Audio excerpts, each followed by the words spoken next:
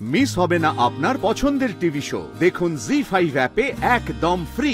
ওকে তুমি তোমার টিমে রাখতে পারো। সত্যি স্যার? আপাতত তোমার টিমে কাজ করুক। কাজে রাখুন আমাকে। আপনি ফোন দিয়ে আটুন আমার ভুল বার করার। আর সেখানে আমি যদি কোনো ভুল করি আপনি তাড়িয়ে দেবেন আমাকে কাজ থেকে। কিন্তু আমি যদি কোনো ভুল না করি তাহলে আমি জিতে গেলাম।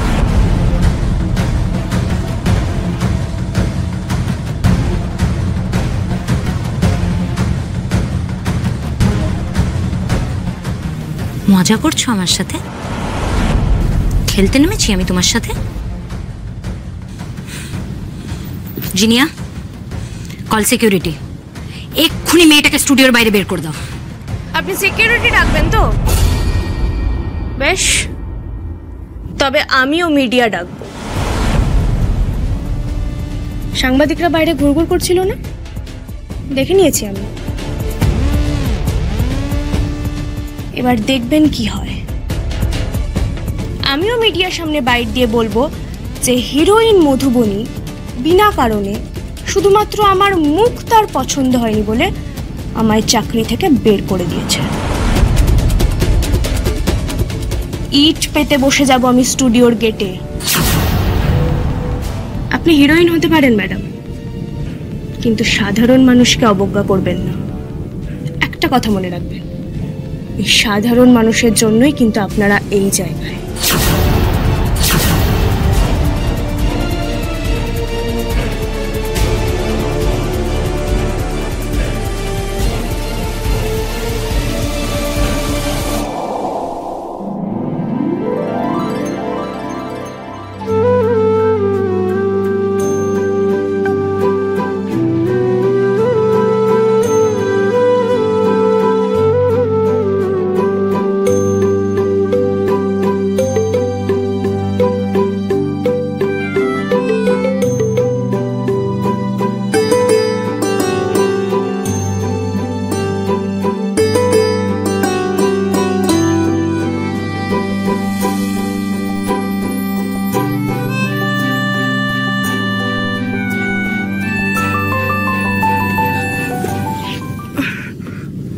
সরি।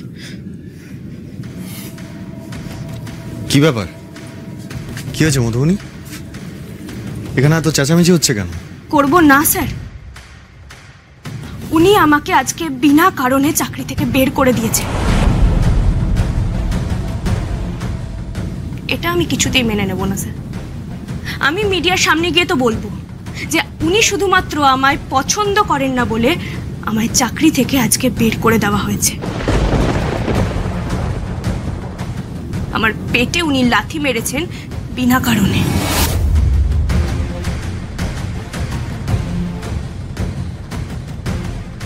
তুমি বাইরে দাঁড়াও। স্যার আমি তোমাকে বাইরে দাঁড়াতে বলেছি তো। আমি মধুর সাথে কথা বলছি।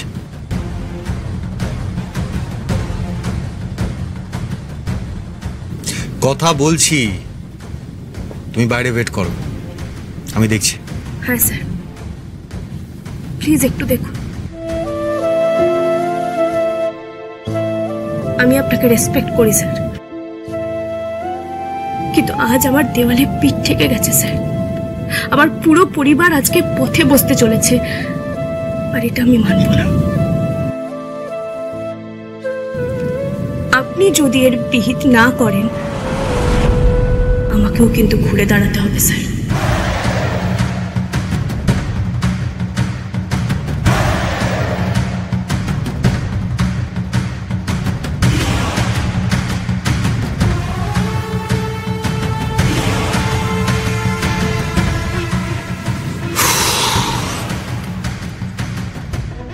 তুমি ওকে কাজ থেকে বের করে দিয়েছো?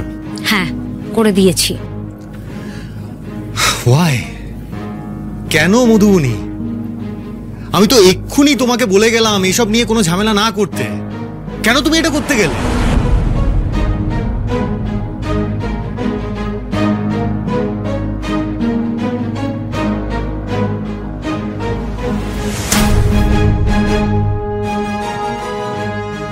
কেন তুমি এসব ফালতু ব্যাপারে মাথা কামাচ্ছ আমি তো বুঝতে পারছি না। তোমাকে তোমাকে এক্ষুনি বললাম না যে আমাদের ক্লাইম্যাক্স সিন আছে, তুমি সেটাতে কনসেন্ট্রেট করো না। তুমি তো আগে একজন অভিনেত্রী, তারপরে তো বাকি সবকিছু। তুমি ওর সাথে ঝামেলা করে যাচ্ছ। স্ক্রিপ্টটা পড়েছো একবার মন দিয়ে? তুমি বাহ, তোমার এই হঠকারিতার জন্য যদি বাইরে মিডিয়ার সামনে ভুলভাল কয়েকটা বাইট চলে যায়, তাহলে কত বড় বিপদ হতে পারে সেটা তুমি বুঝতে পারছো? চাক না বাইট দিতে, কার কাছে যাবে? এসছে তো ঋতুপর্ণা, আর ঋতুপর্ণা তো আমাদেরই লোক। তোরাই আমাদের এগেনস্টে কোনো রকম রিপোর্ট করবে? বোকার মতো কথা বলুন। জার্নালিস্টের অভাব নেই, হাওয়ায় খবর ছড়ায়। বাইরে কত জার্নালিস্ট জুটে যাবে তোমার আইডিয়া নেই। আর তুমি কার কার মুখ বন্ধ করবে? হ্যাঁ, আর আমিও নিজের কাজ ছেড়ে শুটিং বন্ধ করে আর কত নিউজ ড্রপ করাবো? আমার কি আর কোনো কাজ নেই?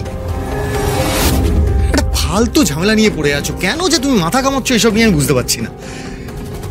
দেখো মধু, সামনেই আমাদের ছবি মন নিয়ে কাছাকাছি রিলিজ, আর এই সিনেমাটার সাথে আমাদের স্টেক জড়িয়ে আছে। আমি এই মুহূর্তে কোনো রকম রিস্ক নিতে চাই না। Try to understand. আশি এখানেই কাজ করবে, সব মিটলে আমি ওর ব্যবস্থা করব, কিন্তু ততদিন পর্যন্ত দয়া করে নতুন করে তুমি আর কোনো ঝামেলা করো না ওর সাথে।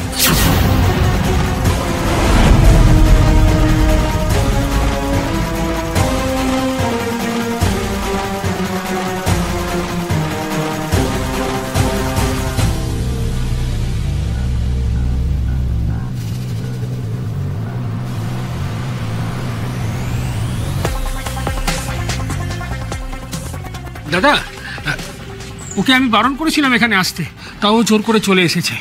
আমি বলে দিয়েছি ওকে যে তোমার আর এখানে কাজ করা হবে না, ওকে বলে দিয়েছি। সেই থেকেই বোধ হয়। না, ঠিক আছে, ওকে তুমি তোমার টিমে রাখতে পারো। হ্যাঁ,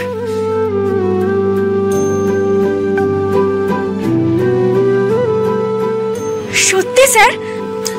হ্যাঁ, মানে আপাতত তোমার টিমে কাজ করুক। অন্তত এতে আমাদের কোনো আপত্তি নেই। ঠিক আছে দাদা, তবে বলছিলাম মানে পরে আবার ম্যাডাম। আরে ম্যাডাম আর কিছু বলবে না, স্যার যেখানে বলে দিয়েছেন আবার কে কি বলবে? তুমি একটু বেশি ভয় পাও জানো তো দাদা। Sir, thank you so much. আপনি যে আমার কত বড় উপকার করলেন আমি বলে বোঝাতে পারবো না। আমার এই কাজটার খুব দরকার ছিল sir, thank you so much. এখন আমি আসি, কাজে যাই। আরে চলো চলো চলো চলো চলো। আরে স্যার মানুষটা ওরকমই, বুঝলে? মানুষের ক্রাইসিস বোঝে, কারণে অকারণে লোকের ঘাড়ে ঝাঁপিয়ে পড়ে না, ওই পেছনিটার মতো।